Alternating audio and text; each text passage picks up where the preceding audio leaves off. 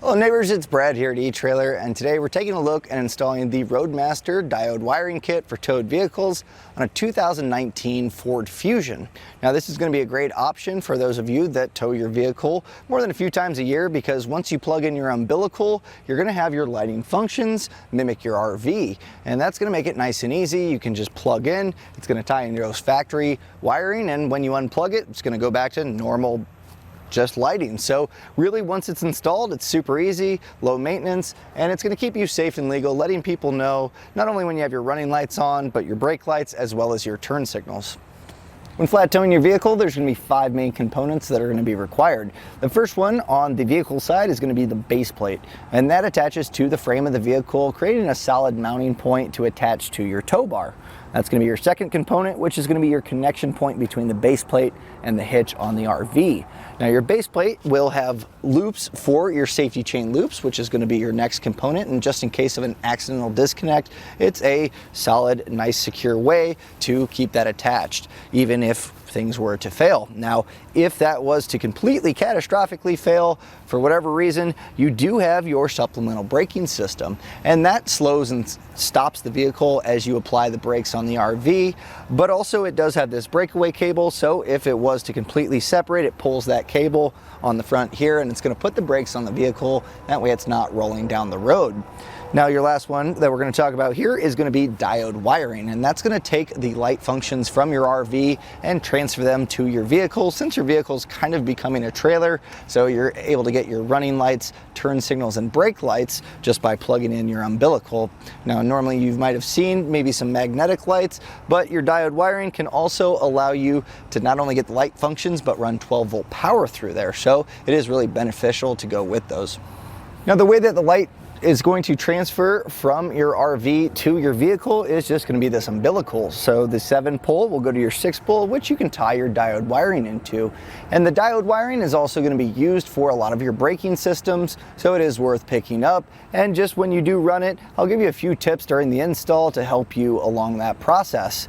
Now, there are a few different configurations available, and part of those will include the umbilical if you choose to. So if you get a tow bar that doesn't have one, might be something worth picking up. A lot of them will come with that 6-pole plug-in as well, so make sure you pick the right kit for your needs. Now to run our diode wiring, we're going to start by just putting it up here where we're eventually going to mount our plug, and I always leave myself a little bit of extra, that way you're not short-ended on this wiring, making it a little bit difficult. It's always better to have a little bit of extra to work with.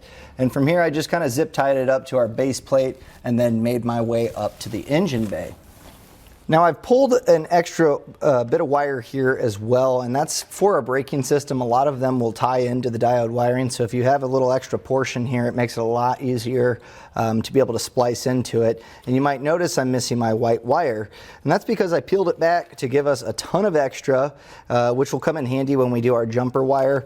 And then I also found a factory ground right there that I just put my ring terminal on, and so we have that grounded. The rest of the wire I just kind of routed it under this air intake here and zip tying it up a few times and then made my way back. I'll go ahead and lift the vehicle up and I'll show you how I routed the rest of it. Now I ran the wire down the firewall and I tucked it behind some of the factory wires to just kind of keep it away from ever making contact with the exhaust. And that's the main thing when routing this. We want to avoid any suspension, moving parts like an axle, but especially hot parts, so your exhaust. Following factory wire loom generally is a pretty good way to do that, and that's really just what I did. I was able to kind of just pass it through this underbody panel. I took off the plastic nut here and just kind of tucked it back, and as long as the wire's behind this, it's going to stay protected, so it's always kind of a safe route to do it this way. Now I made my way back underneath these underbody panels here, and then I just passed this up over our rear cross member, which brings me here. Now at this point, we are going to be splitting these wires. Our green is going to go over to our right turn signal, so our passenger side, and then our yellow and brown, we're going to make our way up to the driver's side. Now, in order to get these wires passed up, we're going to be using a fish wire technique, which I'll show you how to do, but we are going to need to take our taillights out to gain access to our wire harness. So we'll lower the vehicle down, and I'll show you how to take those out and get this wire passed up. Now to get our taillights out, we'll just kind of peel back this interior panel here, and you can see that there's going to be two 10mm nuts here, so we'll go ahead and get those taken out. and just make sure you don't drop these down. And once you have those nuts taken out, you should be able to kind of just push on the studs a little bit, and that's going to give you a little bit of a gap. But we'll kind of just wiggle this back and forth. A lot of times there's going to be just like a little pin that's in rubber. So just kind of take your time here. You don't want to crack your taillights. Just kind of wiggle them back and forth and pull back towards you, and we should be able to get these out. Now to pry this, I used a plastic trim tool. Be careful, you don't want to scratch your paint or chip the taillight, but you can see right here is that pin. So if you need to kind of pry on it, you can at least know where that's at to kind of work at it. And then from here, we're just going to go ahead and unplug our taillight. So just this little tab here. Get that separated, and we're going to go ahead and do the same on the other side. So now I'm going to peel back our wire loom and tape here just from the factory, and that's going to gain us access to our wires. It's going to make it a lot easier to tie our diodes into it. Now I'm going to be testing our wires and basically just using our lights to determine which one's going to be our running light, our brake light, and turn signal. So I'll be using a test probe here, so that way you don't have to do that at home. But if you want to test on your own, that's how you're going to do it, is using just a probe, ground it, and then you're going to check each function, make sure it goes to that according wire, and I would highly suggest marking it down. It may change from side to side, so don't just look at one side and think that that could be the same color. It might change. So I've gone ahead and tested our wires, and our taillight on our driver's side is going to be the orange with almost a light mint color. It looks almost white, so just find that one there. And then you're also going to have this white with the green. So we'll be cutting into these, so we can go ahead and split these wires. And I always try to go a little bit further back. If you get too close to the plug, it can kind of get tricky when you try to plug it all in. Sometimes you can run out of space, so we'll go ahead and cut these. And we're just going to strip back the ends. The wires are pretty small gauge here, so sometimes it helps to kind of just strip a little bit extra back, and that way we can kind of bend the wires over and create a little bit more of a bite in our spade connectors. So with these ends stripped back, we're going to go ahead and take our spade connectors that are on our diodes, and we're going to be using the blue ones here, and we're just going to crimp all these down. Now throughout the process, when you crimp these down, I highly suggest kind of giving them a slight tug after you're crimped, just to make sure that they are really bit into the spade connectors, because you don't want to chase a loose wire. It can get kind of tricky sometimes if things aren't working. So I just put a little bend there, just kind of, again, give it a little bit more of some wire to bite into.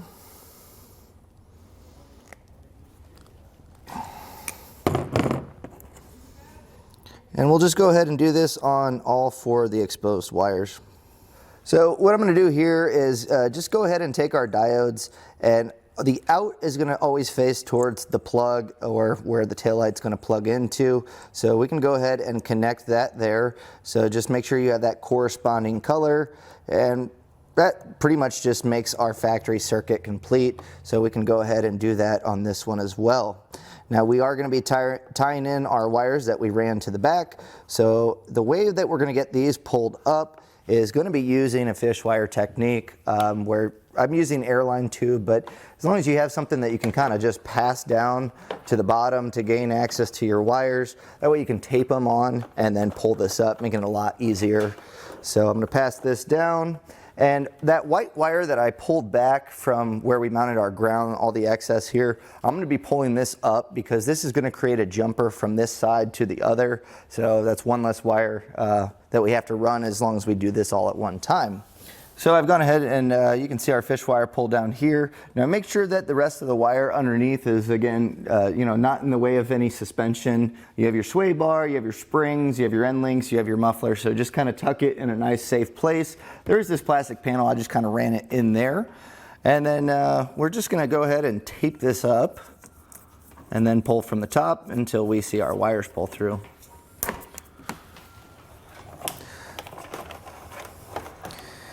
I'm just going to pull up all the extra slack here on our yellow and brown wires, and we obviously have a little bit of extra here, so I'm just going to cut off our excess.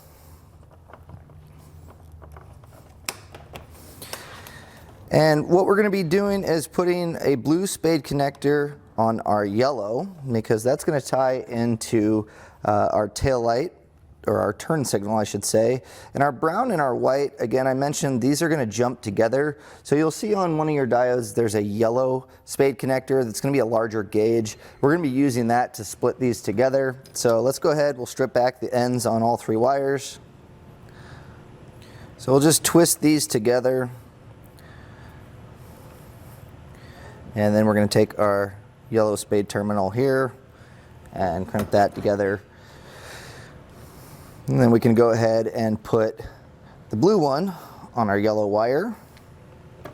And then we're just going to be plugging these into the diodes. So our yellow here is going to be our left turn signal. So that's going to go to the white wire here. So you'll just go ahead and plug this in. And it doesn't matter which side you put them on. So if you're worried that you have it on the wrong side, no big deal. On the side with 2, it doesn't matter. And then our brown and white, this is going to be our jumper wire for our running lights here. We're going to plug this into our orange with the mint. And then at this point, what I'll do is I just take electrical tape and kind of tape the ends to where it's not going to be pulling on the wires. You want to kind of give it a nice fighting chance that it doesn't have any stress, because as we put the taillights back, sometimes those wires can pull. So just wrapping a little bit of electrical tape around each of the ends to kind of secure it will help. There's also double-sided tape here on the diode, so I always try to peel one of these back, stick these together, and that way it kind of keeps it all as one piece. So I'm going to go ahead, get this taped up, and then we can get our taillight plugged in and then head over to the passenger side, and I'll show you the wires that I tied in there. Now I went ahead and routed my white wire kind of right in the rear fascia of the bumper, just kind of get a nice clean run, made sure everything else was tucked up, and then I pulled that up using that fish wire technique. So I gone ahead and taken our green wire, which is going to be our right turn signal, and that went to, it's like a gray and purple, so make sure that you have that one. And then our white wire, which is our jumper wire of our running lights, is going to go into our blue and gray. So just go ahead and, just like we did on the other side, tie those in, and then I'm going to go ahead and tape these up, and we can get our taillights back in place. So now at this point we have everything plugged in. We need to test our wires, but as you can see we still have bare wires, and I'm not going to tie into my 6-pole yet because I need to run my indicator light for my braking system. You may or may not have one, but also I'm going to be running my charge line, which is also something that you can add on to your vehicle to charge while driving. So we'll wait to tie this all together once I have the fascia back on. So I'll catch up with you in a little bit and I'll show you how to get this attached. So now at this point we have our fascia back on, we have the rest of our components up, so we need to get our diodes tied into our 6-pole. Now if you are using a charge line, I recommend obviously separating this from the power source, that way you're not sparking as you cut, because we're going to be stripping these back. But before we do that, we're going to want to take our boot and just slide this back. And our plug is pretty easy here. Now there's a series of little Phillips, and we're going to just back these out enough to get that stripped end of wire in here and tighten that down. You don't have to get too crazy. You don't want to actually damage the wires. Just enough to kind of hold that in place. And along the edge you're going to see there's letters, and that's where we're going to put the corresponding wires into place. And I'm going to be doing that, and then we'll kind of come back and I'll show you where they all go. But I'll go ahead and get one wire set up for you. So this is our charge line wire, and it's going to go directly in the center. So just a little strip back here, and back this out enough to where this opens, but you don't want to take it completely out because these are kind of tricky if you drop them to find. And you're just going to slide that in there, and like I said before, tighten it down. Don't have to get crazy, but just kind of snug, and that should hold it in place. So I'll go ahead and get the rest of my wires in place and then show you where they all go. Now with all of these attached, we're going to start here at our 12 o'clock position, and you're going to see there are letters that are molded into this, so you can follow along with that. TM is going to be tail markers, and that's going to be our brown wire. And then just kind of moving counterclockwise here, we have our ground, which is going to be white. LT is left turn signal, so that's yellow. We then have RT, which is our right turn signal. And then our center section, that longer post, that's where our 12 volt supply is going to be going. and that's going to be for our charge line. So if you're doing a charge line, you're going to want to run that in the center. And this black one that goes into S, on our braking system, there is an indicator light that runs up to the RV. So depending on your braking system, if you do have that, you can tie it into your 6-pole. That way you don't have to route those cables all the way across the tow bar and through the RV. So with this in place, we can go ahead and take some dielectric grease. This is a good preventative, just kind of prolong the life of your plug. It's just going to kind of keep any moisture from breaking down the wires long term.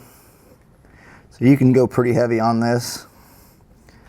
And then just for some added protection, we can slide our boot on, but I'm going to go ahead and just run some electrical tape all over this. And if you do have wire loom and you want to kind of just make it look a little bit cleaner, now's a good time to just tie that into the boot, wrap it all up, and then we can get ready to mount it. So now at this point, if you do have excess wire, you can kind of tuck it back there. And to get this mounted, we have self-tapping screws that came with it, and they're just going to go into this mounting bracket here. And so just tighten it down. Now, obviously the plug's plastic, so you don't have to get crazy here, but make it snug. We'll get our other one in place as well.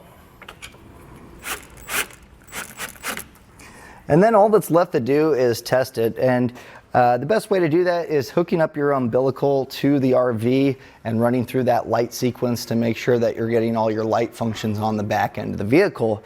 And that was a look and installation of the Roadmaster Diode Wiring on a 2019 Ford Fusion.